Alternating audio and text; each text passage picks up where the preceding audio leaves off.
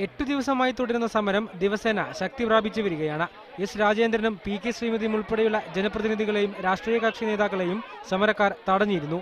രാഷ്ട്രീയക്കാരും സമരസ്ഥലത്തേക്ക് വരണമെന്ന് പ്രഖ്യാപിച്ച സമരക്കാർ പ്രതിപക്ഷ നേതാവ് വി.എസ്. അച്യുതാനന്ദനെ മാത്രമാണ് മൂന്നാറിലേക്ക് സ്വാഗതം ചെയ്തത്.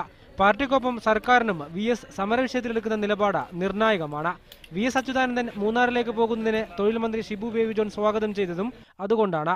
മൂന്നാറിലേക്ക് തിരിക്കും മുമ്പ് വി.എസ്. പാർട്ടി സംസ്ഥാന സെക്രട്ടറി കോടിയേരി ബാലകൃഷ്ണനുമായി ആലുവ ഗസ്റ്റ് ഹൌസിൽ വെച്ച് ചർച്ച നടത്തി. വിഷയം ഒത്തുതീർക്കാൻ മുഖ്യമന്ത്രിയോട് ആവശ്യപ്പെട്ടിട്ടുണ്ടെന്ന് വി.എസ്. അറിയിച്ചു. മുഖ്യമന്ത്രിയുടെ ഞാൻ സംസാരിച്ചു, പ്രശ്നം തീർക്കണമെന്ന് പറഞ്ഞു. തീർക്കാമെന്ന് എന്നോട് സംസാരിച്ചു. ന്യായമായ പരിഹാരത്തിന് സർക്കാർ മുൻകൈയെടുക്കണമെന്ന് മുതിർന്ന കോൺഗ്രസ് നേതാവ് എ.കെ. ആന്റണിയും ആവശ്യപ്പെട്ടു. സ്വീകാര്യമായ നിലയിൽ, തൃപ്തികരമായ നിലയിൽ ഗവൺമെന്റ് ഇടപെട്ട് പ്രശ്നത്തിന് പരിഹാരം ഉണ്ടാക്കണം. തൊഴിൽ സമരം പരിഹരിക്കുന്നതിനായി തൊഴിൽ വകുപ്പ് മന്ത്രി ഷിബു ബേബി ജോണിന്റെ അധ്യക്ഷതയിൽ ഇന്ന് കണ്ണൻദേവൻ കമ്പനി പ്രതിനിധികളുമായി ചർച്ച നടത്തും. രാവിലെ 11 നടക്കുന്ന ചർച്ചയിൽ തൊഴിലാളി ട്രേഡ് യൂണിയൻ നേതാക്കൾക്കൊപ്പം ഇതാദ്യമായാണ് മാനേജ്മെന്റ് പ്രതിനിധികളും പങ്കെടുക്കുന്നത്. തൊഴിലാളികളുടെ പ്രശ്നം പരിഹരിക്കണമെന്നാവശ്യപ്പെട്ട എസ് രാജേന്ദ്രൻ എം.എൽ.എ. നടത്തുന്ന നിരാഹാര സമരവും മൂന്നാറിൽ തുടരുകയാണ്. മീഡിയ 1 ഇടുക്കി.